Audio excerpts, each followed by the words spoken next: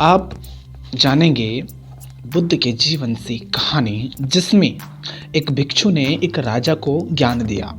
किस प्रकार वो ज्ञान दिया, सुनिए। एक राजा था जो हमेशा उदास रहता था।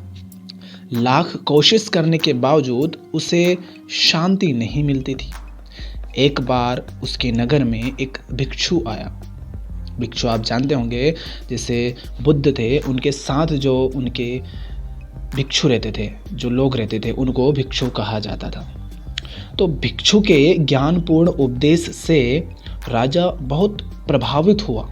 उसने भिक्षु से पूछा, मैं राजा हूँ, मेरे पास सब कुछ है, किंतु फिर भी मेरे मन में शांति नहीं है, मुझे क्या करना चाहिए?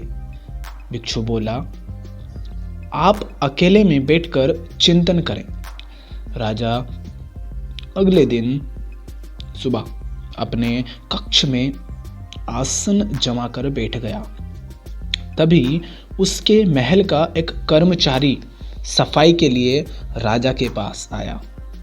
राजा उससे बात करने लगा। कर्मचारी से राजा ने उसकी परेशानियां पूछी, जिन्हें सुनकर उसका दिल भर आया। इसके बाद राजा का हर कर्मचारी के कष्ट व दुख जानने लगा। राजा हर कर्मचारी के कष्ट व दुख जानने लगा, सबकी व्यथा सुनने लगा। और सबकी व्यथा सुनने के बाद राजा ने निष्कर्ष निकाला कि वेतन कम होने से सभी आर्थिक रूप से त्रस्त थे। सभी को कम वेतन दिया जा रहा था, इसलिए सबके साथ बहुत परेशानियां थी। राजा ने तत्काल उनके वेतन में वृद्धि की, जिससे वे सभी खुश हो गए और उन्होंने राजा के प्रति आभार व्यक्त किया। अगले दिन जब राजा की भिक्षु से भेंट हुई तो उसने पूछा, राजन, आपको कुछ शांति प्राप्त हुई? राजा बोला, मुझे पूर्ण रूप से तो शांति नहीं मिली, किंतु जब से मैंने मनुष्य के दुखों के स्वरूप को जाना है, अशांति थोड़ी थोड़ी जाती रही है। तभी भिक्षु ने समझाया, राजन, आपने शांति के मार्ग को खोज लिया है, बस उस पर आगे बढ़ते जाएं। एक राजा तभी प्रसन्न रह सकता है जब उसकी प्रजा सुखी हो। सार ये है कि मन की शांति स्वयं के सुख से अधिक दूसरों के दुख हरकर उन्हें सुखी बनाने से मिलती है। इसीलिए यथाशक्ति दूसरों की सहायता करें।